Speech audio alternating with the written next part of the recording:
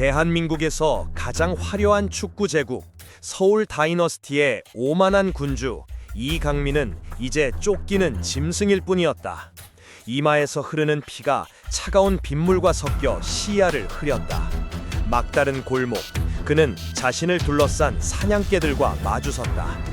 무리의 우두머리가 야만적인 미소를 지었다. 희미한 가로등 불빛 아래 그의 손에 들린 칼이 섬뜩하게 번득였다. 이강민 회장님, 시장님께서 푹 쉬시랍니다. 서슬퍼런 칼날이 그의 목을 파고들기 불과 몇 센티미터 전, 날카로운 외침이 어둠을 갈랐다. 골목 끝 허름한 국수 가게에서 한 여자가 폭풍처럼 튀어나왔다. 멈춰! 하지만 그들을 얼어붙게 한 것은 그녀의 목소리가 아니었다. 그녀의 몸짓이었다. 흔들림 없는 기마 자세, 빠르고 강력하게 허공을 가르는 돌려차기, 그리고 상대를 고통 속에 무력화시키는 간결한 꺾기 기술까지. 모든 것은 눈 깜짝할 사이에 일어났다. 이강민은 몽롱한 의식 너머로 여자의 뒷모습을 응시했다. 얼굴은 보이지 않았다. 하지만 저 태권도 자세 하나하나의 동작이 너무나도 익숙했다. 20년 전 그가 유일하게 사랑했던, 그리고 그의 품 안에서 죽어갔던 바로 그 반장의 모습과 똑같았다. 굳어버린 줄 알았던 심장이 누군가에게 거세게 쥐어뜯기는 듯한 고통이 밀려왔다. 무뎌진 줄 알았던 상처가 어제 일처럼 선명하게 터져나왔다. 과연 이것은 과거에서 돌아온 망령인가? 아니면 운명의 잔인한 장난인가? 이야기를 시작하기 전에 구독 버튼을 누르고 지금 어디에서 이 이야기를 듣고 계신지 댓글로 알려주세요. 모든 댓글을 확인하고 답해드리겠습니다. 몇 시간 전만 해도 이강민은 세상의 정점에 서 있었다. 서울 다이너스티의 홈구장인 월드 스타디움의 스카이박스 안, 그는 최고급 이탈리아산 가죽 소파에 몸을 묻은 채 그라운드를 내려다보고 있었다. 통유리 너머로 수만 관중의 함성이 희미하게 들려왔다. 그에게 그 함성은 경배의 찬가와도 같았다. 그는 이 제국의 왕이었다. 그의 앞에 앉아있는 남자는 서울시장 김상진이었다. 탐욕스러운 미소와 기름진 목소리를 가진 늙고 교활한 여우 같은 사내. 그는 축구에는 아무런 관심도 없다는 듯 오직 눈앞의 이익에 대해서만 떠들고 있었다. 이 회장, 젊은 사람이 아주 유능해. 구단 운영을 아주 잘하고 있어. 시장의 칭찬에는 가시가 돋쳐 있었다. 과찬이십니다, 시장님. 이강민은 무표정한 얼굴로 와인잔을 기울였다. 그는 본능적으로 이런 종류의 인간을 혐오했다. 그런데 말이야, 이번에 시에서 추진하는 신규 돔구장 건설 프로젝트 말이야. 이 회장 구단이 꼭 사업권을 따내야지. 그래야지. 내가 뒤에서 힘 좀 써줄 테니까 우리 이 회장도 성의를 좀 보여야 하지 않겠어? 김상진은 노골적으로 뇌물을 요구했다. 그는 테이블 밑으로 서류 봉투 하나를 쓱 밀었다. 이강민의 미간이 미세하게 찌푸려졌다. 그는 이런 더러운 거래에 익숙했지만 오늘따라 유난히 역겨웠다. 그뿐만이 아니야. 오늘 경기 우리가 져야 해. 그래야 토토 쪽에서 내가 투자한 돈을 회수할 수 있거든. 상대팀에 페널티킥 하나만 내주면 돼. 간단하잖아. 이강민의 눈빛이 차갑게 식었다. 승부 조작, 그것은 그가 구단주로서 절대로 용납할 수 없는 스포츠 정신을 모독하는 최악의 범죄였다. 시장님, 그건 좀... 그가 거절의 의사를 내비치려는 순간 김상준이 그의 말을 잘랐다. 어허, 이 사람 뭘 좀 모르네. 이 바닥이 원래 다 그런 거야. 너무 빡빡하게 굴지 말라고. 20년 전에 자네 아버님도 나한테 그렇게 뻣뻣하게 굴다가 어떻게 됐더라. 김상진의 목소리는 비단처럼 부드러웠지만 그 내용은 칼날처럼 날카로웠다.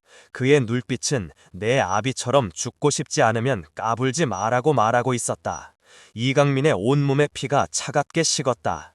20년 전 의문의 교통사고로 돌아가신 아버지. 경찰은 단순 사고로 종결했지만 그는 항상 무언가 석연치 않다고 생각해왔다. 이자가 김상진이 아버지의 죽음과 관련이 있는 것이다. 그 순간 그의 주머니 속 휴대폰이 미세하게 진동했다. 그는 무심코 휴대폰을 꺼내 화면을 확인하는 척했다. 사실 그는 조금 전부터 테이블 밑에 숨겨둔 휴대폰으로 이 모든 대화를 녹화하고 있었다. 김상진의 탐욕과 비열함이 어느 정도일지 떠보기 위한 그만의 보험이었다. 그런데 생각지도 못한 아버지의 죽음에 대한 암시까지 얻게 된 것이다. 알겠습니다, 시장님. 뜻대로 하겠습니다. 그는 일단 고개를 숙였다. 지금은 저 늙은 여우를 안심시켜야 했다. 그는 와인을 한 잔 더 따르며 자연스럽게 녹화 종료 버튼을 눌렀다. 이제 그의 손에는 김상진의 목을 조를 수 있는 강력한 무기가 쥐어졌다.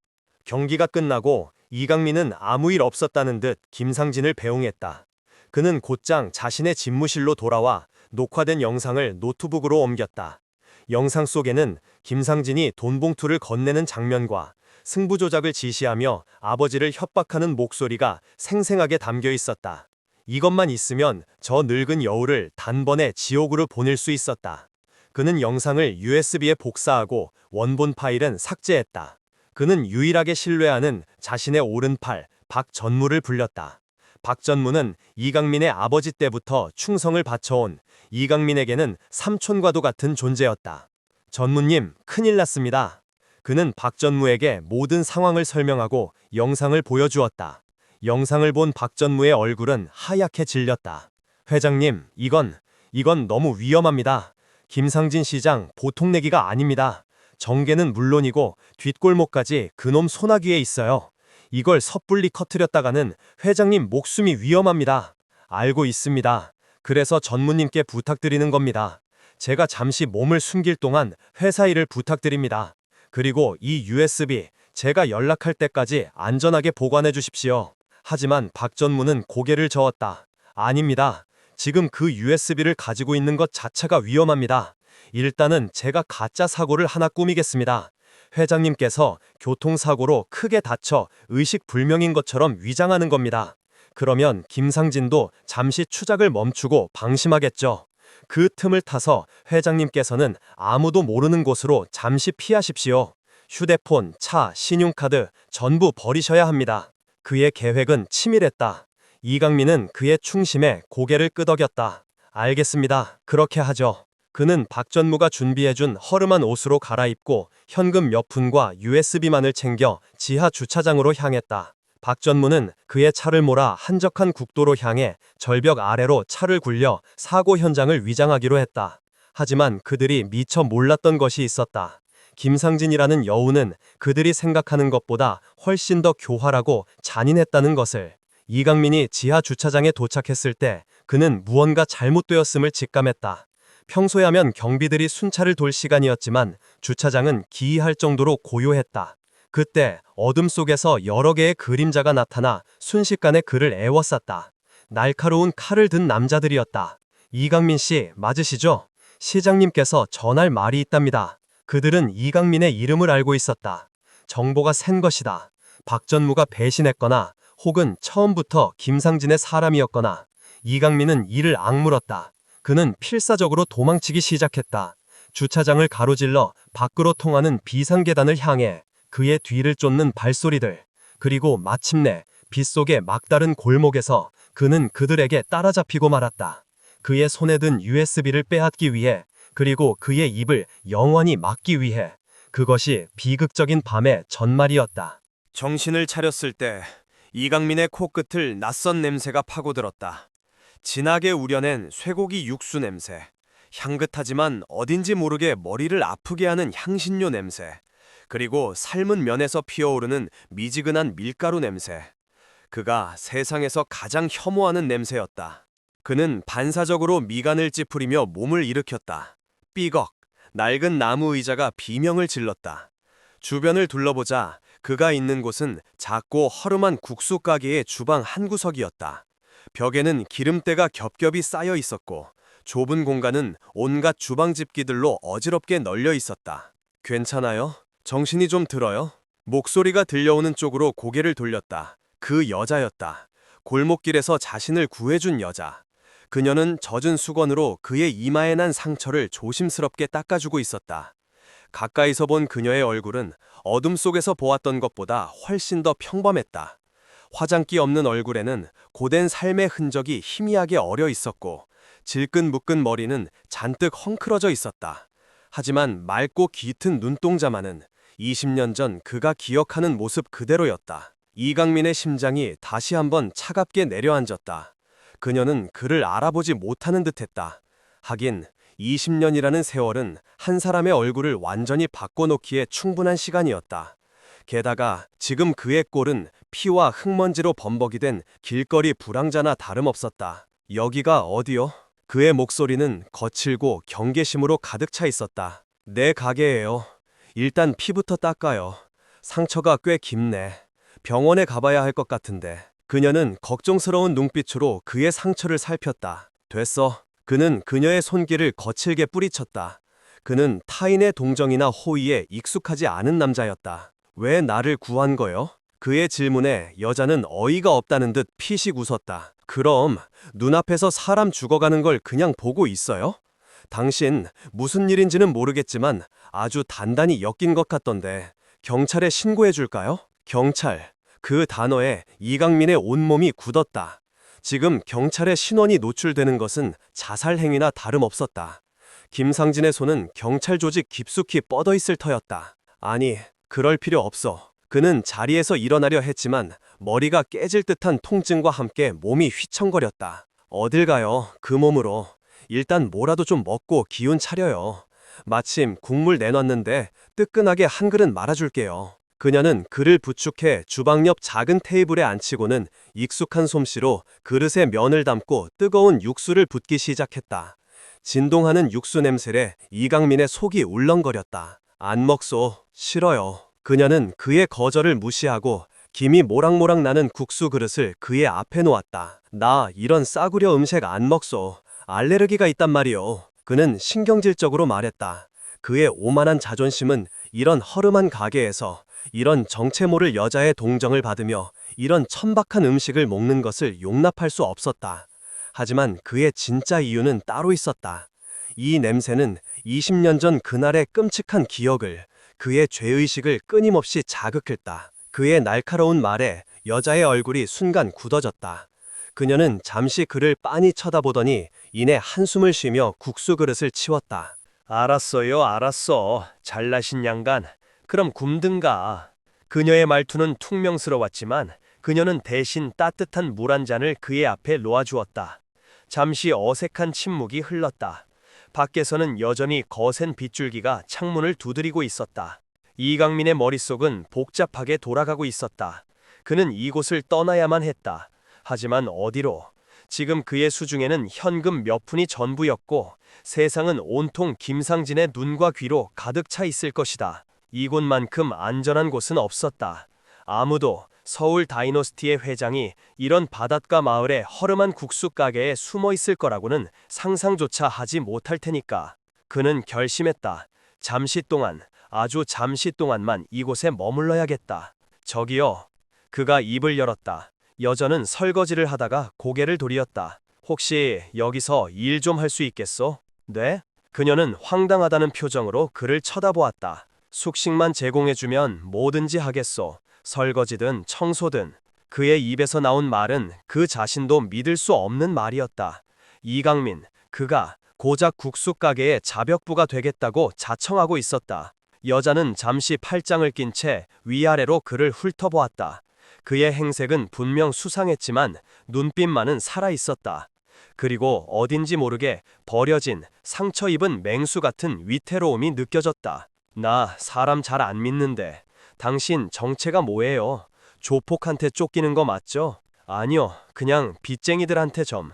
그는 둘러댔다. 딱하게 됐네. 그녀는 혀를 차더니 이내 고개를 끄덕였다. 좋아요. 마침 허리가 아파서 설거지 해줄 사람이 필요하긴 했어. 대신 가게에 해 끼치면 바로 쫓아낼 줄 알아요. 그리고 이름은? 이강민은 잠시 망설였다. 민준. 그냥 민준이라고 불러주시오. 그는 어머니가 어릴 적 불러주던 아명을 댔다. 나는 한채원이에요. 앞으로는 사장님이라고 불러요. 그녀는 퉁명스럽게 말하고는 그에게 앞치마를 던져주었다.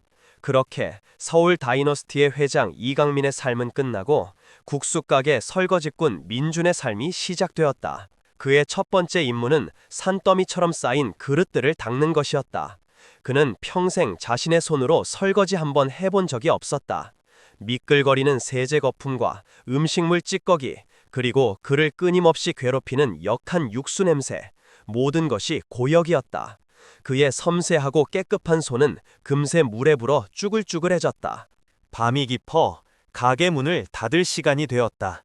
채원은 가게 뒤편에 작은 다락방을 그에게 내주었다. 창문도 없는 곰팡이 내가 나는 비좁은 공간이었다. 그는 푹신한 킹사이즈 침대 대신 딱딱하고 차가운 바닥에 몸을 누였다. 천장에서는 금방이나도 쥐가 튀어나올 것 같았다. 어둠 속에서 그는 눈을 감았다. 하지만 잠을 이룰 수 없었다. 아래층 주방에서부터 스며 올라오는 육수 냄새가 그의 신경을 끊임없이 자극했다.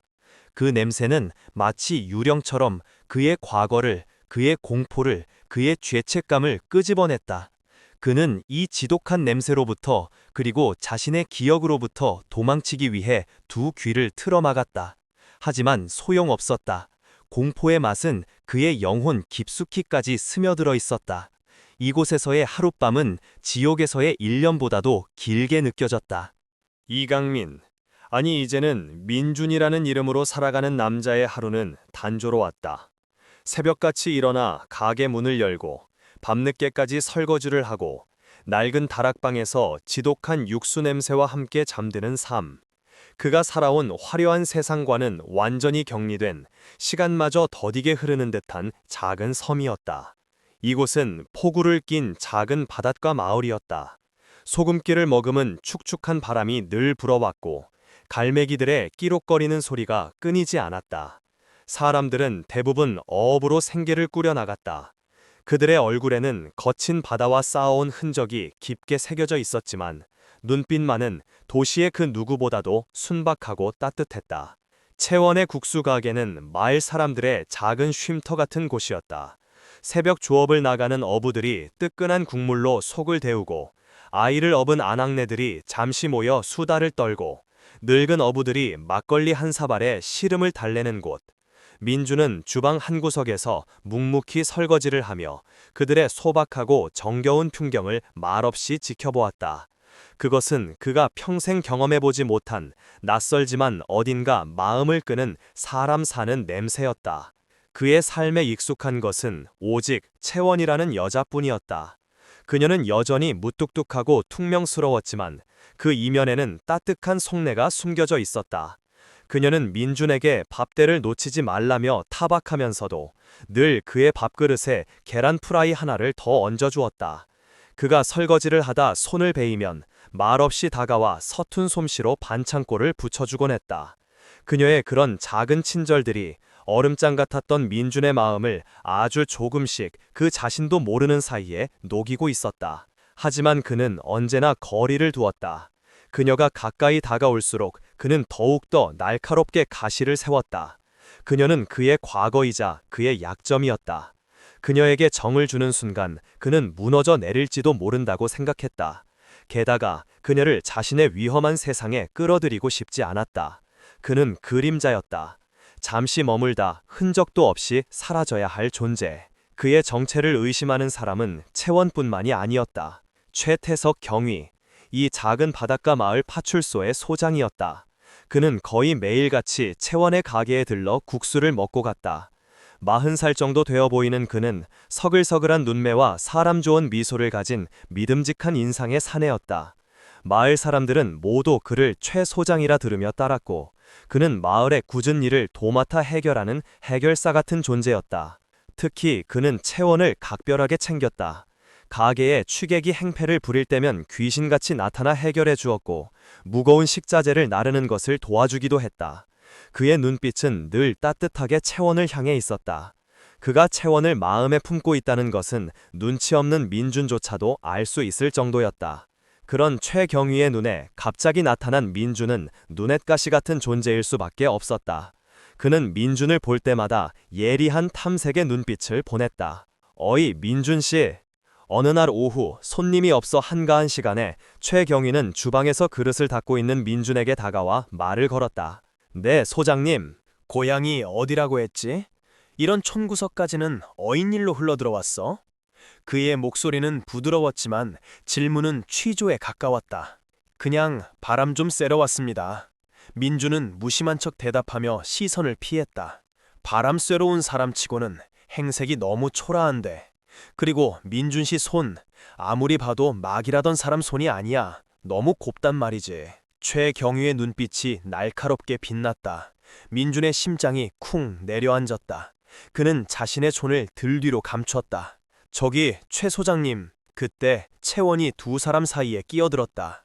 그녀의 얼굴에는 불편한 기색이 역력했다. 사람 곤란하게 왜 그래요? 그냥 사정이 있나 보다 하면 되지. 자꾸 캐물으면 누가 좋아하겠어요. 그녀는 민준의 편을 들어주었다. 그 순간 민준은 자신도 모르게 안도감과 함께 미묘한 감정을 느꼈다. 최경위는 채원의 말에 멋쩍은 듯 헛기침을 했다. 허허, 미안하게 됐수다 채원씨.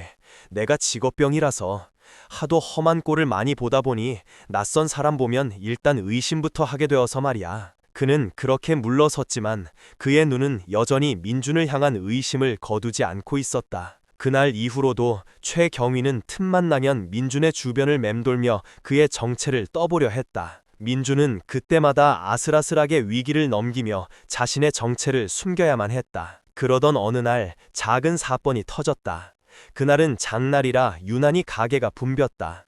정신없이 일하던 채원이 뜨거운 육수통을 옮기다가 발을 헛디뎌 넘어질 뻔했다. 그 순간 곁에 있던 민준이 반사적으로 그녀를 부축했다. 덕분에 채원은 다치지 않았지만 뜨거운 육수가 민준의 팔 위로 쏟아지고 말았다. 짧은 비명과 함께 민준은 팔을 움켜쥐었다. 붉게 달아오른 팔 위로 순식간에 끔찍한 물집이 잡히기 시작했다. 어머, 어떡해. 민준 씨 괜찮아요? 채원은 사색이 되어 그에게 달려왔다. 가게 안의 모든 사람들이 그들을 쳐다보았다. 괜찮소, 별거 아니오. 민준은 고통을 애써 참으며 아무렇지 않은 척했지만 식은땀이 비오듯 흘렀다. 뭐가 괜찮아요? 당장 병원 가요. 어서요. 채원은 거의 울상이 되어 그의 팔을 붙잡았다. 하지만 민준은 완강히 거부했다. 정말 괜찮다니까. 찬물에 좀 담그고 있으면 돼요. 그가 고집을 부리는 순간 가게 문이 열리며 최경희가 들어왔다. 그는 소란스러운 가게 분위기와 민준의 팔을 보고는 단번에 상황을 파악했다. 이런, 크게 되었구만. 그는 성큼성큼 다가와 민준의 팔을 살폈다. 이 정도면 병원에 가야 해. 흉터 크게 남겠어. 내가 차로 보건소까지 데려다 줄 테니 어서 갑시다. 최경위의 제안은 친절했지만 민준에게는 사형 선고처럼 들렸다. 싫습니다. 제가 알아서 하겠습니다. 민준은 그의 선을 뿌리치며 그를 노려보았다. 두 남자의 시선이 허공에서 팽팽하게 맞부딪혔다. 하나는 집요한 의심, 다른 하나는 필사적인 방어. 그때 채원이 두 사람 사이를 막아섰다. 됐어요, 소장님. 이 사람이 싫다잖아요. 제가 약 발라줄게요. 그녀는 단호하게 말했다. 그리고는 민준의 손목을 잡고 주방 안쪽으로 그를 이끌었다. 그녀의 작은 손은 이상하게도 따뜻하고 단단한 힘을 가지고 있었다. 채원은 구급상자에서 연고와 붕대를 꺼내 서툴지만 정성스럽게 그의 상처를 치료해 주었다. 그녀의 얼굴은 그의 팔에 닿을 듯 가까웠다. 샴푸의 은은한 향기가 그의 코끝을 간지렸다. 민준은 저도 모르게 숨을 멈췄다. 20년 만에 이렇게 가까이서 그녀를 마주하고 있었다. 그의 심장이 통제할 수 없이 거세게 뛰기 시작했다. 바보같이 왜 참아요? 아프면 아프다고 말을 해야지. 그녀는 원망 섞인 목소리로 중얼거렸다. 그 목소리에는 진심 어린 걱정이 담겨 있었다. 그 순간 민준은 깨달았다. 자신이 쌓아올린 방어벽에 아주 작은 균열이 생기기 시작했다는 것을. 그는 이 여자에게 흔들리고 있었다. 위험하다는 것을 알면서도 걷잡을 수 없이. 상처 치료가 끝나고 가게의 소란도 어느 정도 정리되었다. 최경위는 여전히 찝찝한 표정으로 가게 한 구석에 앉아 있었다. 그는 민준과 채원의 모습을 복잡한 눈빛으로 지켜보고 있었다. 그 눈빛 속에는 경찰로서의 의심과 한 남자의 질투가 뒤섞여 있었다. 그날 밤 민주는 다락방에 누워 붕대가 감긴 자신의 팔을 내려다보았다. 화끈거리는 통증보다 아까 느꼈던 그녀의 손길과 심장의 떨림이 더욱 선명하게 느껴졌다. 그는 고개를 저었다. 정신 차려, 이강민. 저 여자는 너와는 다른 세상 사람이다. 너는 곧 떠나야 할 그림자일 뿐이다. 그는 스스로에게 몇 번이고 되뇌었지만 한 번 생긴 마음의 균열은 좀처럼 아물지 않았다. 바닷가 마을의 잔잔한 일상 아래 세 남녀의 감정과 의심은 보이지 않는 파도처럼 서서히 그리고 위험하게 출렁이기 시작하고 있었다. 화상 사건 이후 민준과 채원 사이에는 미묘한 기류가 흘렀다. 채원은 여전히 무뚝뚝했지만 민준을 대하는 태도는 한결 부드러워졌다. 그녀는 그의 끼니를 더 살뜰히 챙겼고 힘든 일을 할 때면 먼저 나서서 도와주려 했다. 민준 역시 그녀의 배려가 싫지 않았다. 아니, 솔직히 말하면 그는 그 온기를 기다리고 있었다. 20년 만에 다시 찾아온 서툴지만 따뜻한 감정의 교류. 그는 이곳에서의 삶에 그리고 한채원이라는 여자에게 조금씩 길들여지고 있었다. 하지만 그럴수록 그의 마음 한구석에서는 불안감이 독버섯처럼 자라났다. 그는 도망자였다. 언제 발각될지 모르는 위험 속에서 이런 평범하고 소박한 행복을 누릴 자격이 없었다. 그는 밤마다 악몽을 꾸었다. 김상진의 부하들에게 쫓기거나 혹은 20년 전 아버지가 피를 흘리며 쓰러지던 그날의 풍경이 반복되었다. 꿈에서 깨어날 때마다 그는 식은땀에 흠뻑 젖어 있었다. 20년 만에 다시 찾아온 서툴지만 따뜻한 감정의 교류. 그는 이곳에서의 삶에 그리고 한채원이라는 여자에게 조금씩 길들여지고 있었다. 하지만 그럴수록 그의 마음 한구석에서는 불안감이 독버섯처럼 자라났다. 그는 도망자였다. 언제 발각될지 모르는 위험 속에서 이런 평범하고 소박한 행복을 누릴 자격이 없었다. 그는 밤마다 악몽을 꾸었다. 김상진의 부하들에게 쫓기거나 혹은 20년 전 아버지가 피를 흘리며 쓰러지던 그날의 풍경이 반복되었다. 꿈에서 깨어날 때마다 그는 식은땀에 흠뻑 젖어 있었다. 이대로는 안 된다. 그는 현실을 직시해야 했다. 언제까지나 이 작은 바닷가 마을에 숨어 있을 수만은 없었다. 그는 반격을 준비해야만 했다. 그러기 위해서는 바깥 세상의 정보가 필요했다. 박전무, 그가 유일하게 믿고 의지할 수 있는 사람이었다.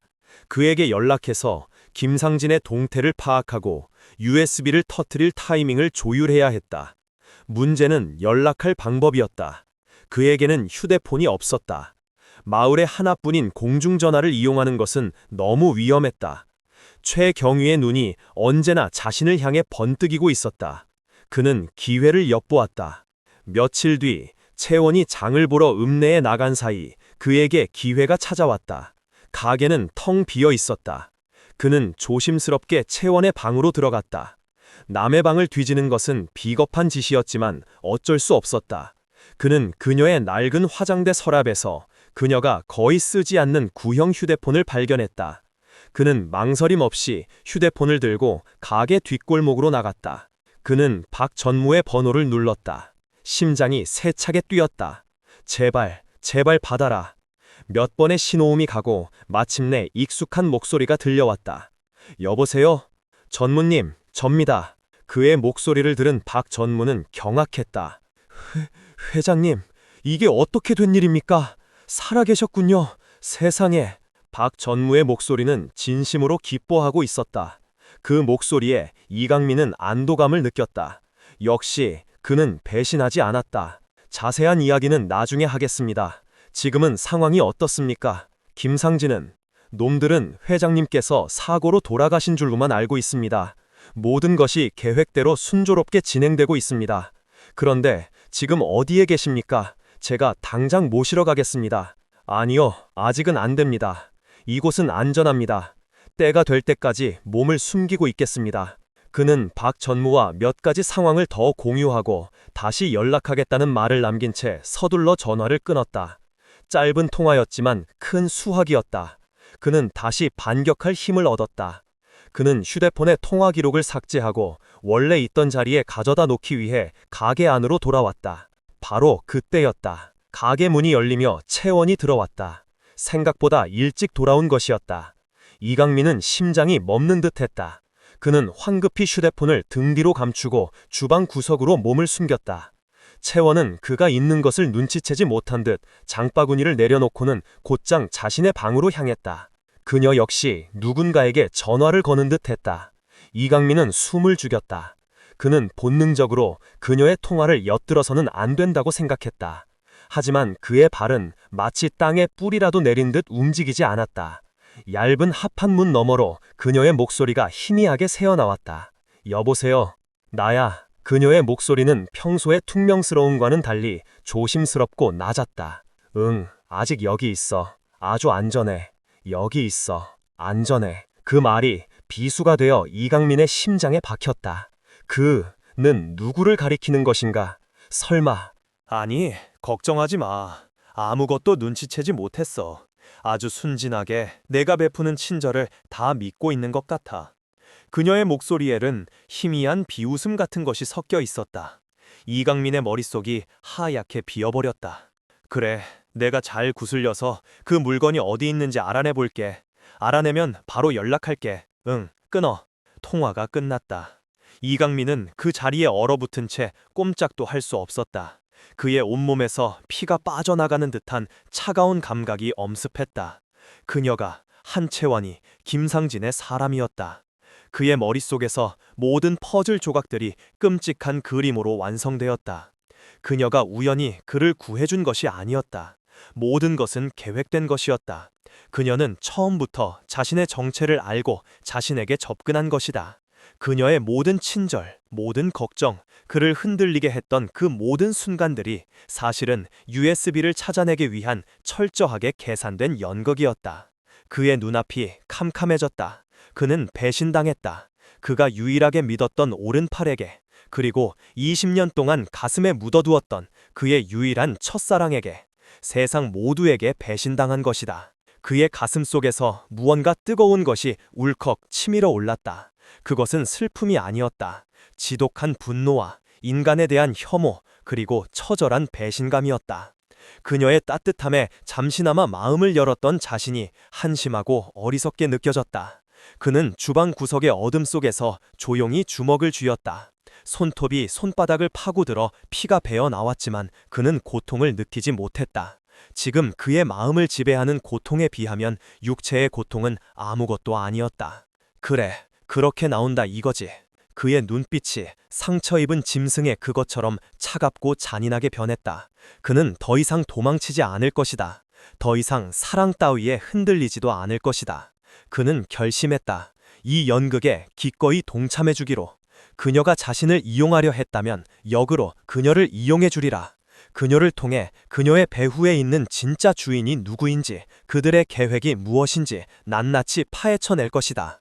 그녀의 순진한 얼굴 뒤에 숨겨진 악마의 본성을 세상에 드러내고 말 것이다. 잠시 후 채원이 방에서 나왔다. 그녀는 주방 구석에 서 있는 민준을 발견하고는 살짝 놀란 표정을 지었다. 민준 씨, 언제부터 거기 있었어요? 그녀의 얼굴에는 아무런 의심도 죄책감도 없었다. 완벽한 연기였다. 방금 왔소. 이강민 역시 완벽한 가면을 썼다. 그의 얼굴에는 방금 지옥을 경험한 남자의 흔적은 어디에도 없었다. 그는 그저 어수룩하고 말수적은 설거지꾼 민준일 뿐이었다. 그래요. 읍내 다녀오니까 힘드네. 저녁 준비해야겠다. 그녀는 아무 일 없었다는 듯 앞치마를 둘렀다. 이강민은 그런 그녀의 뒷모습을 차갑게 식어버린 눈으로 응시했다. 이제 두 사람 사이에 잔잔했던 바닷가 마을의 일상은 끝났다.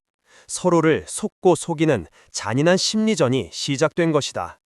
그는 그녀가 던지는 미끼를 기꺼이 물어줄 것이고, 그녀의 가장 약한 부분을 파고들어 그녀를 산채로 지옥에 떨어뜨릴 준비가 되어 있었다.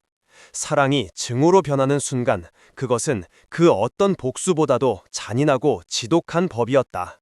그날 이후 국수 가게의 공기는 눈에 보이지 않는 얼음장처럼 차갑게 변했다.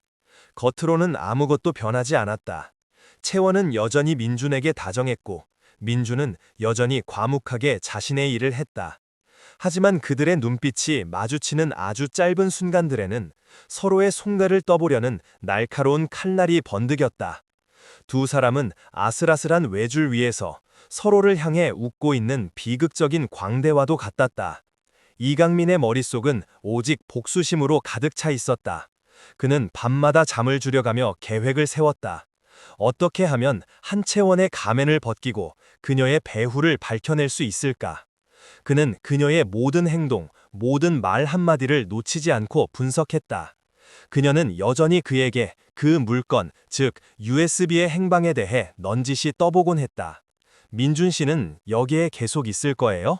서울에는 뭐 중요한 물건 같은 거 두고 온 거 없고요?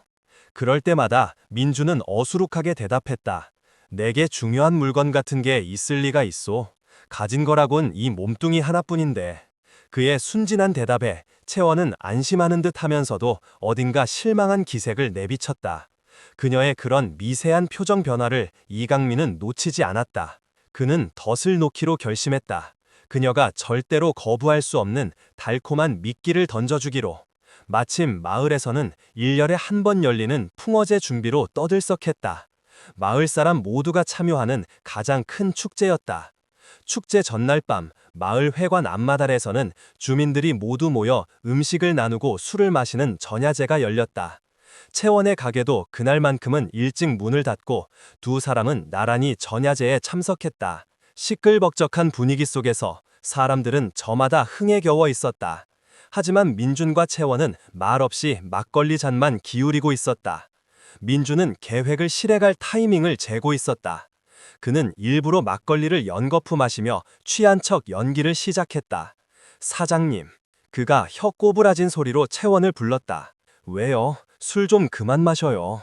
사실 나 서울에 두고 온 게 있어. 아주 중요한 거. 그의 말에 채원의 눈빛이 순간 변하는 것을 그는 놓치지 않았다. 그녀는 애써 태연한 척하며 물었다. 중요한 거라니 뭔데요? 내 목숨보다 더 중요한 거. 우리 어머니가 돌아가시기 전에 남겨주신 유품이 담긴 작은 손목시계예요. 빚쟁이들한테 쫓길 때 너무 급해서 그걸 다락방 낡은 나무 궤장 밑바닥에 숨겨두었는데 그걸 다시 찾을 수 있을까? 그는 없는 어머니의 유품 이야기를 꾸며내며 눈물까지 글썽였다. 그의 연기는 완벽했다. 그는 일부러 다락방 낡은 나무 궤장 밑바닥이라는 구체적인 장소를 흘렸다. 이것이 바로 그가 던진 미끼였다. 그의 슬픈 이야기에 채원의 얼굴에 스쳐 지나가는 감정은 동정심이 아니었다. 그것은 목표물을 확인한 사냥꾼의 차갑고 번뜩이는 눈빛이었다. 하지만 그녀는 금세 표정을 바꾸고 그의 등을 두드려 주었다. 너무 상심 말아요. 언젠가 다시 찾을 수 있을 거예요. 그녀의 위로는 그에게는 악마의 속삭임처럼 들렸다. 작전은 성공이었다.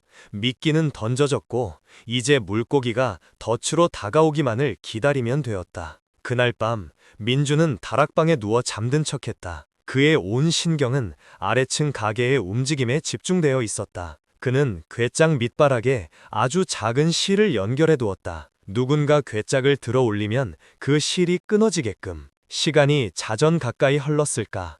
아래층에서 아주 희미하게 삐걱거리는 소리가 들려왔다. 올 것이 온 것이다. 그는 숨을 죽였다. 그의 심장이 세차게 뛰기 시작했다. 분노와 배신감, 그리고 약간의 기대감.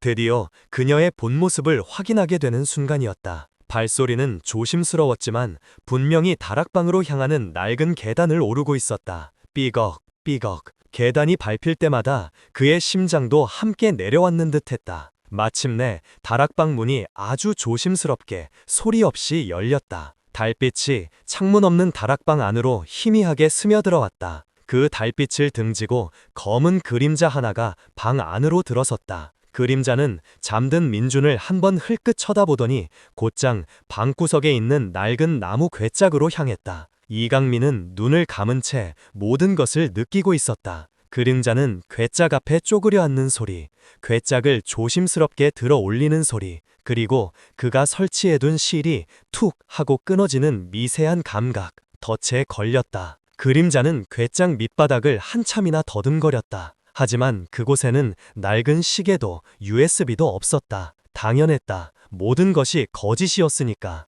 그림자는 당황한 듯 잠시 움직임을 멈췄다. 바로 그때 이강민이 눈을 떴다. 누구냐? 그의 목소리는 어둠을 찢을 듯 날카롭고 차가웠다. 그림자는 화들짝 놀라며 자리에서 일어났다. 그리고 황급히 문 쪽으로 도망치려 했다. 하지만 이강민이 더 빨랐다. 그는 번개처럼 몸을 날려 그림자의 앞을 막아섰다. 어딜 가려고? 한채원 씨. 그는 그림자의 팔을 거칠게 움켜쥐었다. 그런데 손목에 잡힌 감촉이 이상했다. 여자라고 하기에는 너무나 굵고 단단한 팔뚝이었다. 그 순간 그림자가 몸을 돌려 그의 손을 뿌리치고 그의 복부를 강하게 가격했다. 예상치 못한 공격에 이강민은 비명을 지르며 뒤로 물러섰다. 그는 본능적으로 방어 자세를 취했다. 그림자는 망설임 없이 그에게 다시 달려들었다. 어둠 속에서 두 남자의 거친 몸싸움이 시작되었다. 상대는 보통 내기가 아니었다. 그의 움직임은 훈련된 자의 그것처럼 간결하고 위력적이었다. 몇 번의 공방이 오간 끝에 두 사람의 몸이 엉킨 채 바닥으로 굴렀다. 그 과정에서 남자의 얼굴을 가리고 있던 복면이 벗겨졌다. 마침 구름 사이로 달빛이 환하게 쏟아져 들어오며 남자의 얼굴을 비추었다. 이강민은 자신의 눈을 의심했다. 그의 눈앞에 있는 것은 한채원이 아니었다. 최태석 경위. 그의 얼굴은 당황과 분노로 이그러져 있었다. 소장님, 당신이 왜? 이강민은 망연자실한 표정으로 중얼거렸다. 최경위는 이를 악물고 대답 대신 그에게 다시 주먹을 날렸다. 모든 것이 혼란스러웠다. 왜 한채원이 아니라 최경위가 이곳에 있는 것인가? 그 역시 김상진의 사람이었단 말인가? 그렇다면 채원은? 그녀의 수상했던 통화는 대체 무엇이었단 말인가? 덫을 놓았다고 생각했는데 정작 걸려든 것은 자신이 상상하지도 못했던 인물이었다. 그의 머릿속은 뒤엉킨 실타래처럼 복잡해졌다. 진실은 그가 생각했던 것보다 훨씬 더 깊고 어두운 것에 숨겨져 있는 듯했다. 다락방에서의 격투는 최경희가 창문을 깨고 뛰어내리는 것으로 허무하게 끝났다. 이강민은 뒤쫓지 않았다. 그의 머릿속은 거대한 혼돈의 소용돌이에 휩싸여 있었다. 왜 최태석이 그가 김상진의 하수인이었단 말인가? 그렇다면 한채원은? 그녀의 통화는 어떻게 설명해야 하는가? 그는 밤새 한숨도 자지 못했다. 배신감과 혼란, 그리고 정체를 알 수 없는 더 큰 위협에 대한 공포가 그의 영혼을 갉아먹었다. 다음 날 아침, 이강민은 작심하고 최경위를 찾아 나섰다. 진실을 알아야만 했다. 그는 더 이상 이 지독한 연극에 놀아날 수 없었다. 그는 파출소가 아닌 최경위가 혼자 사는 관사로 향했다. 그곳이라면 누구의 방해도 받지 않고 단판을 지을 수 있을 터였다. 이른 아침의 바닷가는 물안개가 자욱했다. 그는 최경위의 관사 앞에서 그가 나오기를 기다렸다. 얼마 지나지 않아 밤새 한숨도 자지 못한 듯 꽹한 얼굴에 최경위가 문을 열고 나왔다. 그는 이강민을 보자 잠시 멈칫했지만 이내 체념한 듯한 표정을 지었다. 따라와. 최경위는 짧게 말하고 앞장서서 걷기 시작했다. 두 사람은 말없이 방파제를 따라 해변의 가장 외진 곳으로 향했다. 철썩, 철썩. 파도가 방파제에 부딪혀 부서지는 소리만이 두 사람의 무거운 침묵을 채웠다. 마침내 인적이 끊긴 해변의 끝자락에 다다랐을 때 최경위가 먼저 걸음을 멈추고 돌아섰다. 그의 얼굴에는 더 이상 사람 좋은 미소는 없었다. 깊은 고뇌와 슬픔, 그리고 억눌러온 분노가 뒤섞인 낯선 낭자의 얼굴이 있었다. 원하는 게 뭐냐? 이강민이 먼저 입을 열었다. 그의 목소리는 차갑게 얼어붙어 있었다. 당신 김상진의 개였나? 한채원까지 끌어들여서 날 속이고 USB를 빼앗으려 했던 건가? 최경위는 대답 대신 쓴 웃음을 지었다. 김상진의 개라. 차라리 그랬으면 내 마음이 이렇게 지옥 같지는 않았을 거다. 그게 무슨 소리야? 이강민은 혼란스러웠다. 최경위는 바다를 바라보며 아주 오랫동안 잊고 싶었던 이야기를 꺼내기 시작했다. 그의 목소리는 먼 과거에서부터 불어오는 바람처럼 낮고 서글펐다. 내게는 형이 하나 있었어. 나보다 10살 많았던, 나에게는 아버지와도 같았던 형이었지. 우리 형은 평생을 한 사람에게 충성을 바쳤어. 바로 자네 아버지 고 이정은 회장님께. 이강민의 눈이 커졌다. 우리 형은 이정은 회장님의 경호원이자 운전기사였어. 20년 전 그날 밤에도 형은 회장님을 모시고 있었지. 20년 전 그날 밤, 아버지가 돌아가셨던 그 끔찍한 밤, 이강민의 호흡이 가빠졌다. 경찰은 빗길 교통사고라고 발표했지만 사실이 아니었어. 그건 명백한 살인이었지. 당시 뒷골목 양아치에 불과했던 김상진, 그놈이 승부 조작을 요구했는데 강직했던 회장님께서 그걸 거부하셨거든. 그래서 그놈들이 고의로 사고를 낸 거였어. 최경희의 주먹이 부들부들 떨리고 있었다. 형은 사고 현장에서 살아남았어. 하지만 회장님을 지키지 못했다는 죄책감에 평생을 괴로워했지. 형은 경찰을 믿지 않았어. 그래서 혼자서 김상진의 범행을 증명할 증거를 찾아다녔어.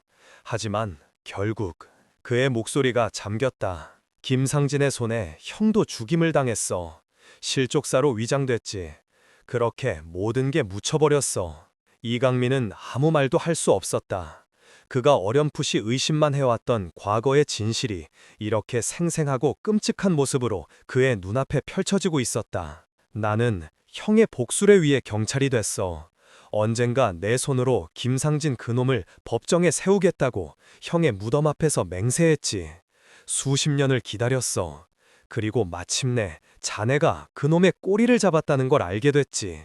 김상진이 자네를 찾기 위해 혈안이 되어 있다는 것도. 그제야 이강민은 모든 것을 이해할 수 있었다. 최경희가 자신을 의심했던 이유, 자신의 주변을 맴돌았던 이유, 그것은 적의가 아니라 또 다른 형태의 보호였다. 하지만 왜 내 USB를 훔치려고 한 거지? 나한테 사실대로 말했다면 함께 힘을 합칠 수도 있었잖아. 최경희는 고개를 돌려 이강민을 똑바로 쳐다보았다. 그의 눈에는 깊은 죄책감과 애정이 뒤섞여 있었다. 채원 씨 때문에. 채원.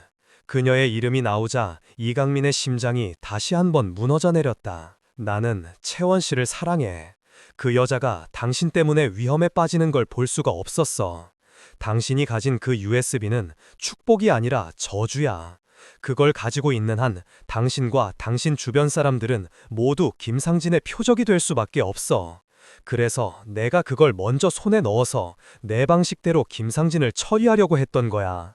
당신과 채원 씨 두 사람 모두를 안전하게 지키기 위해서. 그의 방식, 그것은 법의 심판이 아니었다. 어쩌면 20년 전 김상진이 그랬던 것처럼 피는 피로 갚는 그런 극단적인 방법이었을지도 모른다. 그는 더 이상 아무도 희생시키고 싶지 않았던 가여운 복수자였을 뿐이다. 그렇다면 채원의 통화는? 이강민의 마지막 의문이 떨리는 목소리로 새어나왔다. 그녀가 누군가에게 그가 아직 여기 있다, 안전하다고 말하는 걸 내 귀로 직접 들었어. 최경희는 깊은 한숨을 내쉬었다. 그 통화 상대 바로 나였어. 뭐라고? 채원 씨는 처음부터 모든 걸 알고 있었어. 자네가 골목길에 쓰러져 있던 첫날 밤, 그녀는 자네의 옷 속에서 서울 다이너스티 회장의 신분증을 발견했지. 그리고 며칠 뒤 뉴스에서 이강민 회장이 교통사고로 실종되었다는 보도를 접했어. 그녀는 자네가 무언가 위험한 일에 얽혀 쫓기고 있다는 걸 직감한 거야. 이강민은 망치로 머리를 맞은 듯한 충격에 휩싸였다. 그녀는 혼자서 감당하기 너무 두려웠던 거지. 그래서 나한테 와서 모든 걸 털어놓았어. 자기가 어떻게 해야 할지 모르겠다고. 그래서 내가 말했지. 일단은 모르는 척 당신을 보호해 주라고. 위험한 일이 생기면 나한테 바로 연락하라고. 당신이 들었던 그 통화는 채원 씨가 나에게 당신이 아직 무사히 잘 있다고 알려주던 안부 전화였던 셈이야. 진실은 이강민이 상상했던 것과는 정반대의 모습이었다. 한채원, 그녀는 배신자가 아니었다. 오히려 자신의 위험을 무릅쓰고 아무런 대가도 없이 정체 모를 도망자인 그를 묵묵히 지켜주고 있었던 것이다. 그녀의 모든 친절은 연기가 아니었다. 진심이었다. 그가 그녀의 진심을 의심하고 그녀를 이용해 덫을 놓으려 했던 그 순간에도 그녀는 뒤에서 그를 보호하고 있었던 것이다. 이강민은 그 자리에 주저앉았다. 지독한 자기 혐오와 죄책감이 해일처럼 그를 덮쳤다. 그는 사랑하는 여자를 의심했고 그의 아버지를 위해 모든 것을 바친 충신의 동생을 적으로 오해했다. 그는 대체 무슨 짓을 한 것인가? 파도 소리가 마치 그의 어리석음을 비웃는 소리처럼 그의 귓가를 울리고 있었다. 안개는 걷혔지만 그의 눈앞에 드러난 진실은 너무나도 아프고 잔인했다. 이강민은 해변에서 어떻게 가게로 돌아왔는지 기억나지 않았다. 그의 영혼은 텅 비어버린 껍데기 같았다. 최태석이 들려준 진실은 그가 20년간 쌓아 올린 오만과 자기 방어의 성벽을 한순간에 무너뜨려 버렸다. 그는 배신당한 것이 아니었다. 오히려 그는 아무것도 모른 채 자신을 지켜주려 했던 사람들을 의심하고 기만했다. 가게에 도착했을 때 채원은 평소처럼 묵묵히 육수를 끓이고 있었다. 가게 안을 가득 채운 진한 육수 냄새가 그날따라 유난히 역겹게 느껴졌다. 그것은 단순히 음식 냄새가 아니었다. 그의 죄책감과 수치심을 자극하는 과거의 냄새였다. 채원은 그의 헬쑥한 얼굴을 보고는 걱정스러운 표정으로 다가왔다. 민준 씨, 어디 아파요? 얼굴이 왜 그래요? 그녀의 순수한 걱정이 그의 심장을 더욱 날카롭게 후벼 팠다. 그는 그의 얼굴을 제대로 쳐다볼 수가 없었다. 아니요, 괜찮소. 그는 그녀를 피해 도망치듯 다락방으로 올라갔다. 그는 낡은 괴짝에 등을 뒤댄 채 주저앉았다. 어둡고 축축한 다락방의 공기가 그의 폐부를 무겁게 짓눌렀다. 그는 눈을 감았다.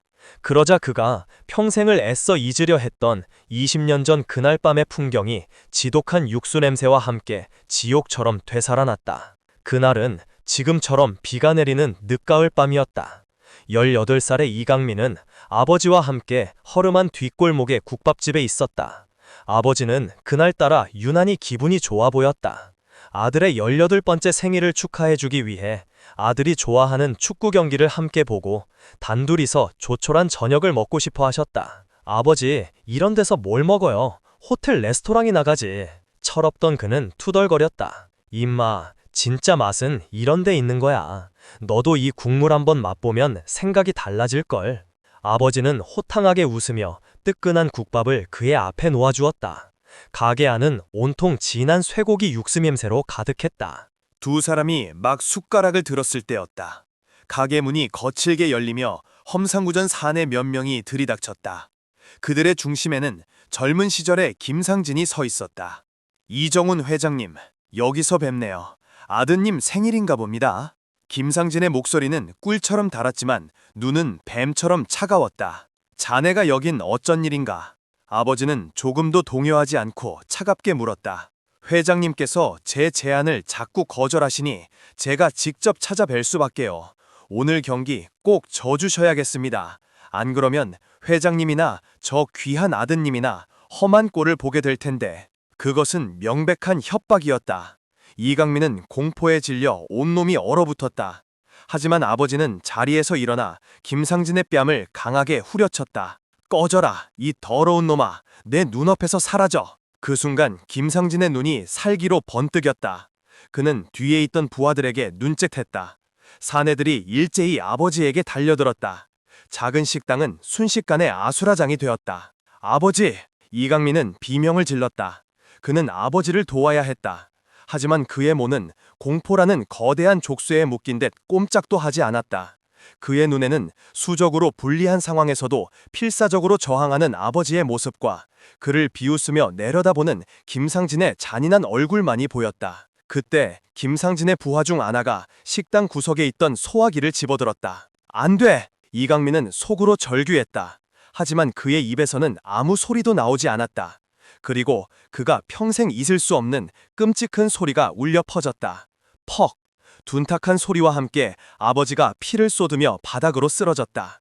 아버지의 눈이 믿을 수 없다는 듯 그리고 슬프다는 듯 아들인 그를 향해 있었다. 그 순간 김상진의 시선이 이강민에게로 향했다. 저놈도 같이 처리해. 그 말에 이강민을 묶고 있던 공포의 족쇄가 풀렸다. 그는 생존 본능에 이끌려 뒤도 돌아보지 않고 달리기 시작했다. 쓰러진 아버지를 버려두고 살기 위해. 그는 식당 뒷문으로 뛰쳐나가 비 내리는 어두운 골목 속으로 사라졌다. 그의 등 뒤로 아버지의 희미한 신음소리와 진한 육수 냄새가 유령처럼 그를 따라왔다. 그것이 20년 전 그날 밤의 진실이었다. 그는 아버지가 살해당하는 것을 바로 눈앞에서 목격했다. 그리고 그는 아버지를 구하기는커녕 비겁하게 도망쳤다. 그날 이후 그는 영웅이었던 아버지를 지키지 못한 나약한 아들이라는 죄책감에 시달려야 했다. 그는 자신의 비겁함을 숨기기 위해 더욱더 오만하고 차가운 갑옷을 입었다. 그리고 그날의 기억을 떠올리게 하는 모든 것을, 특히 그 지독했던 육수 냄새를 병적으로 혐오하게 되었다. 그가 국수를 증오했던 이유는 그것이 싸구려 음식이어서가 아니었다. 그것은 그의 죄책감과 수치심의 맛이었기 때문이다. 흐느낌이 그의 입에서 터져나왔다. 그는 웅크린 채 어린 아이처럼 서럽게 울었다. 20년간 억눌러왔던 모든 감정들이 복물 터지듯 쏟아져 나왔다. 그가 얼마나 울었을까. 다락방문이 조심스럽게 열리며 채원이 들어왔다. 그녀의 손에는 김이 모락모락 나는 그릇 하나가 들려 있었다. 국수였다. 그녀는 아무 말 없이 그의 옆에 조용히 앉았다. 그리고 그릇을 그의 앞에 내려놓았다.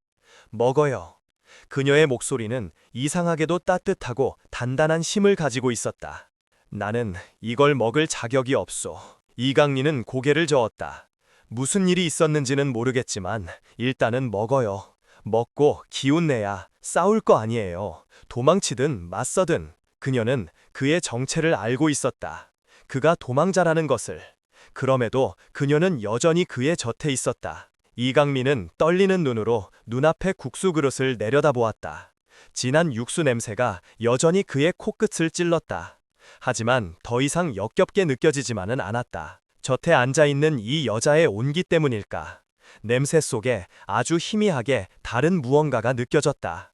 그것은 용서와 위로의 냄새 같았다. 그는 떨리는 손으로 20년 만에 처음으로 국수 그릇을 향해 젓가락을 뻗었다. 그것은 단순한 음식이 아니었다. 그가 평생을 외면해왔던 과거와 자신의 가장 깊은 상처를 마주하는 고통스럽지만 신성한 의식이었다. 그는 이제 더 이상 도망치지 않기로 결심했다. 자신의 죄를, 그리고 아버지를 죽인 원수를 정면으로 마주하기로. 이강민이 자신의 과거와 마주하며 괴로워하고 있을 때 서울에서는 또 다른 배신의 그림자가 짙어지고 있었다. 박전무는 이강민의 전화를 받은 직후 곧바로 그의 진짜 주인에게 달려갔다. 바로 김상진 시장이었다. 박전무는 이강민의 아버지가 죽은 그날 밤 김상진에게 거액의 돈을 받고 그의 충실한 개가 되기로 맹세했던 이중첩자였다. 회장님, 이강민이 살아있습니다. 지금 동해의 작은 어촌 마을에 숨어 있습니다. 그의 보고에 김상진의 눈이 뱀처럼 번뜩였다. 그놈이 감히 내 뒤통수를 쳐. 당장 처리해. 그놈뿐만 아니라 그놈과 관련된 모든 것들을 아주 깨끗하게 흔적도 남기지 마. 그날 밤 검은 세단 여러 대가 소리 없이 작은 바닷가 마을로 향하고 있었다. 그 안에는 피비린내에 굶주린 하이에나 같은 사내들이 날카로운 연장을 든 채 침묵 속에 앉아 있었다. 그들의 목표는 단 하나, 이강민과 그의 주변인들을 세상에서 영원히 지워버리는 것이었다. 그 시각 국수 가게 안에는 무거운 정적이 흐르고 있었다. 이강민은 채원에게, 그리고 뒤늦게 가게로 찾아온 최태석에게 20년 전의 모든 진실을 털어놓았다. 그의 비겁했던 과거까지도. 그의 고백을 듣는 동안 채원의 눈에는 안타까움과 연민의 눈물이 고였다. 최태석은 마을 없이 그의 어깨를 두드리며 그의 고통을 함께 나누었다. 이제 어쩔 셈인가? 최태석이 물었다. 싸워야죠.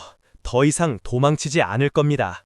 제가 가진 USB로 김상진을 법정에 세울 겁니다. 아버지와 형님의 복수를 위해서. 이강민의 눈은 이전과는 비교할 수 없을 정도로 단단하고 결연했다. 바로 그때였다. 끼익. 가게 앞을 지나가던 낡은 자전거가 멈춰서는 소리가 들렸다. 마을에서 파지를 주어 생활하는 정신이 온전치 못한 노인이었다. 노인은 겁에 질린 얼굴로 가게 안을 향해 무언가 외쳤다. 까만 차! 무서운 아저씨들! 이리로 와! 도망쳐!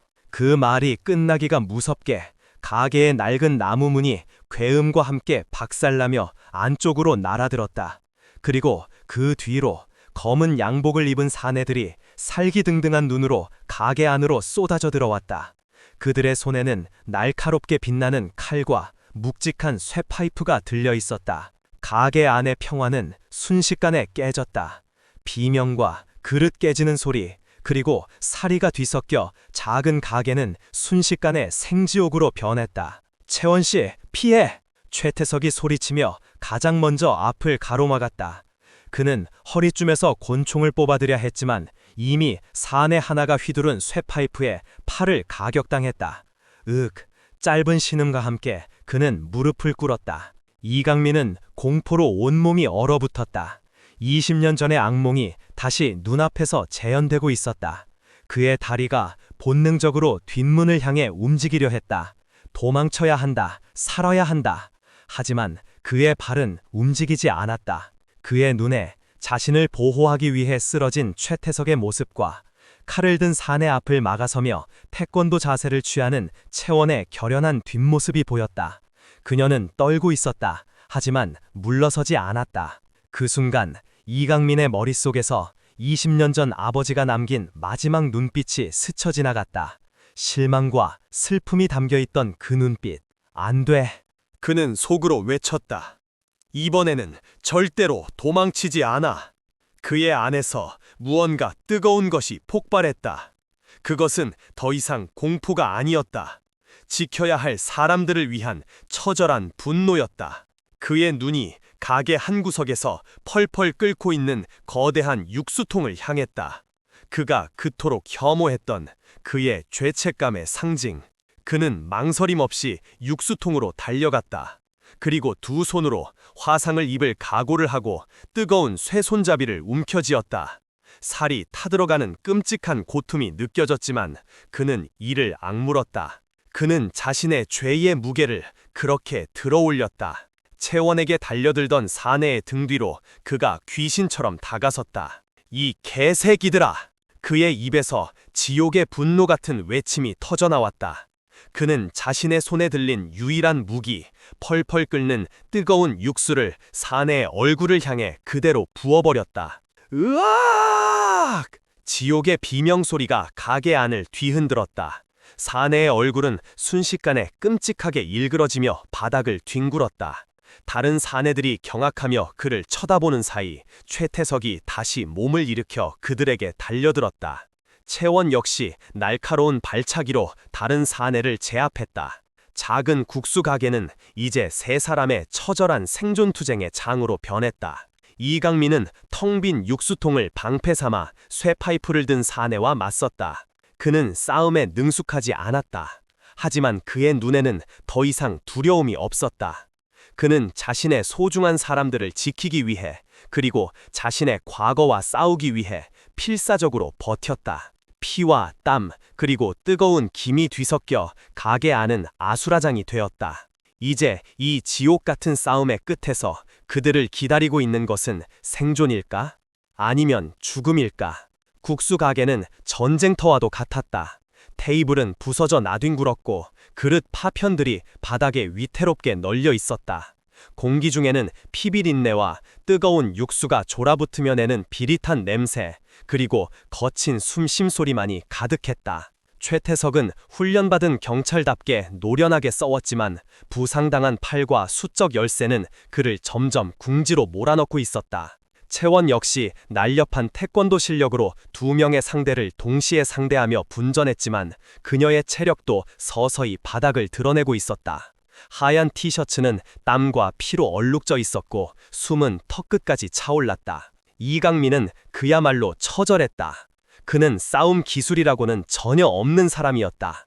그가 할 수 있는 것은 오직 텅 빈 육수통을 방패 삼아 날아드는 공격을 막아내고 주변에 널린 의자나 냄비 같은 것들을 집어 던지며 필사적으로 버티는 것뿐이었다. 그의 몸은 이미 온통 멍투성이었고 입가에서는 비릿한 피맛이 느껴졌다.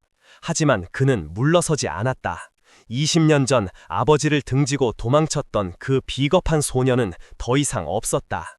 그의 눈에는 자신의 목숨을 걸고 자신을 지켜주는 두 사람의 모습만이 보였다. 그는 생각했다. 만약 오늘 여기서 죽게 된다면 적어도 도망치다 죽지는 않으리라. 사랑하는 사람들을 지키다 죽으리라. 이 새끼가 끝까지 버티네. 괴한들의 우두머리로 보이는 사내가 바닥에 쓰러진 부하를 걷어차며 이강민에게 다가왔다. 그의 눈은 살기로 번뜩이고 있었고 손에 들린 칼은 여전히 섬뜩한 빛을 내뿜고 있었다. 그는 뜨거운 육수에 얼굴을 데인 채 고통스러워하는 동료를 보며 이강민에 대한 증오를 불태우고 있었다. 네 놈은 내가 아주 고통스럽게 죽여주마. 사내가 칼을 치켜들고 그에게 달려드는 순간이었다. 이강민은 피할 곳이 없었다. 그는 눈을 질끈 감았다. 안 돼! 채원의 절박한 외침과 함께 무언가 그의 앞을 막아서는 것이 느껴졌다. 그가 눈을 떴을 때 채원이 그의 앞에 두 팔을 벌리고 서 있었다. 그녀의 등이 그를 향해 날아오는 칼날을 온몸으로 막아서고 있었다. 채원아! 이강민의 절규. 그 순간 시간은 영원처럼 느리게 흘러갔다. 그녀의 등을 향해 파고드는 칼날, 그녀의 얼굴에 떠오르는 고통스러운 표정, 그리고 그녀의 옷 위로 붉게 번져나가는 핏자국. 모든 것이 20년 전 그날 밤과 겹쳐졌다. 아버지가 쓰러지던 모습, 그의 무력함, 그리고 지독한 죄책감. 이강민의 안에서 무언가 툭 하고 끊어졌다. 이성이 마비되고 오직 원초적인 분노와 슬픔만이 남았다. 그는 포효했다. 짐승의 울부짖음과 같은 소리였다. 그의 눈이 가게 한쪽 벽에 걸려있던 채원이 아끼던 장식용 칼에 꽂혔다. 그는 망설임 없이 그것을 집어들었다. 그리고 채원을 찌른 사내를 향해 미친 듯이 달려들었다. 그의 움직임에는 기술도 이성도 없었다. 오직 사랑하는 사람을 잃었다는 절망과 모든 것을 파괴해버리겠다는 분노만이 존재했다. 그는 사내의 칼을 쳐내고 그의 몸을 미친 듯이 찔렸다. 그의 광기 어린 모습에 다른 괴한들조차 잠시 주춤했다. 그 틈을 놓치지 않고 최태석이 남은 적들을 제압했다. 얼마나 시간이 흘렀을까? 가게 안에는 고통스러운 신음소리와 이강민의 거친 숨소리만이 남았다. 그는 피범벅이 된 채 쓰러져 있는 채원의 곁으로 다가가 그녀를 부축했다. 채원아, 정신 차려. 제발 죽지 마. 그의 눈에서 뜨거운 눈물이 쏟아져 내렸다. 그녀는 희미하게 눈을 떴다. 바보같이 왜 도망치지 않고. 내가 잘못했어. 내가 널 지켰어야 했는데. 미안해. 정말 미안해. 그는 그녀를 품에 안고 어린아이처럼 울부짖었다. 그의 죄책감은 20년 전의 그것보다 훨씬 더 무겁고 고통스러웠다. 그때였다. 가게 밖에서 요란한 사이렌 소리가 들려오기 시작했다. 최태석이 격투 와중에 몰래 신고했던 것이다. 경찰과 구급차가 작은 국수 가게를 둘러쌌다. 이강민은 20년 전 그날 밤과 똑같은 상황에 놓였다. 피를 흘리며 쓰러진 사랑하는 사람, 그리고 들이닥친 경찰들. 하지만 이번에는 한 가지가 달랐다. 그는 도망치지 않았다. 그는 자신의 손으로 자신의 소중한 것을 지키기 위해 싸웠다. 그가 쏟아부었던 뜨거운 육수 한 그릇. 그것은 단순히 적을 향한 공격이 아니었다. 그것은 20년간 그를 올가매단 비겁함과 죄책감의 굴레를 끊어내는 처절한 자기 구원의 의식이었다. 그는 그 순간 비로소 과거의 소년에서 책임을 아는 어른으로 다시 태어난 것이다. 구급대원들이 채원을 들것에 싣는 동안 그는 멍하니 가게 바닥에 흩어진 국수 그릇 파편들을 내려다보았다. 그가 먹다 남긴 용기의 국수 한 그릇. 그것은 이제 그의 인생에서 결코 잊을 수 없는 새로운 의미를 갖게 될 터였다. 그날 밤의 혈투는 작은 바닷가 마을을 발칵 뒤집어 놓았다. 사건은 단순 강도 사건으로 일단락되었지만 최태석의 비밀 수사는 이미 시작되고 있었다. 채원은 다행히 급소를 비껴 맞아 생명에는 지장이 없다는 진단을 받았다. 이강민은 며칠 밤낮을 꼬박 병실을 지키며 그녀를 간호했다. 그녀가 의식을 되찾고 그의 손을 힘겹게 잡아주었을 때 그는 비로소 안도의 눈물을 흘렸다. 그리고 반격의 시간이 왔다. 일주일 뒤 서울 다이너스티 구단은 긴급 기자회견을 소집했다. 실종되었던 이강민 회장이 직접 구단의 중대 사안에 대해 발표하겠다는 소식에 수백 명의 기자들이 회견장으로 몰려들었다. 장내에는 온갖 추측과 소문이 난무했다. 회견 예정 시각, 단상에 선 것은 모두의 예상을 깨고 박전무였다. 그는 비통한 표정으로 마이크 앞에 섰다. 존경하는 언론인 여러분, 오늘 저는 참담한 심정으로 이 자리에 섰습니다. 얼마 전 불의의 사고로 실종되셨던 저희 이강민 회장님께서 안타깝게도 그가 말을 잇지 못하고 고개를 숙이는 순간 기자들 사이에서 탄식이 터져 나왔다. 그가 이강민의 사망을 공식 발표하려는 찰나였다. 쾅! 회견장의 문이 열리며 한 남자가 들어섰다. 붕대를 감은 팔, 아직 상처가 아물지 않은 얼굴. 하지만 그 누구보다도 당당하고 흔들림 없는 눈빛. 이강민이었다. 장내는 물을 끼얹은 듯 조용해졌다. 모든 카메라 플래시가 일제히 그에게로 터졌다. 단상 위의 박전무는 귀신이라도 본 듯 사색이 되어 그 자리에서 굳어버렸다. 이강민은 천천히 단상으로 걸어 올라갔다. 그는 박전무의 어깨를 가볍게 두드리며 그의 귓가에 나직이 속삭였다. 전무님, 연기력이 많이 녹슬었더군요. 그는 박전무를 밀치고 마이크 앞에 섰다. 그리고 자신의 품 안에서 작은 USB 하나를 꺼내 높이 들어 보였다. 여러분, 지금부터 제가 보여드리는 것은 한 인간의 탐욕이 어떻게 한 도시를 그리고 스포츠 정신을 병들게 했는지에 대한 생생한 기록입니다. 그는 기자회견장 대형 스크린에 USB를 연결했다. 잠시 후 스크린에 충격적인 영상이 재생되기 시작했다. 김상진 시장이 박전무에게 돈 봉투를 건네며 승부 조작을 지시하는 장면, 20년 전 이정훈 회장의 죽음을 암시하며 이강민을 협박하는 장면, 그리고 박전무가 이강민의 위치를 김상진에게 보고하고 그를 제거하라고 통화 녹취록까지. 모든 것이 적나라하게 폭로되었다. 기자회견장은 벌집을 쑤셔놓은 듯 아수산해졌다. 기자들은 믿을 수 없다는 표정으로 스크린과 이강민을 번갈아 쳐다보았다. 이것은 단순한 구단 비리가 아니었다. 현직 서울시장이 연루된 대한민국을 뒤흔들 거대한 스캔들이었다. 박전무는 다리가 풀린 듯 그 다리에 주저앉았다. 그의 얼굴은 절망으로 하얗게 질려 있었다.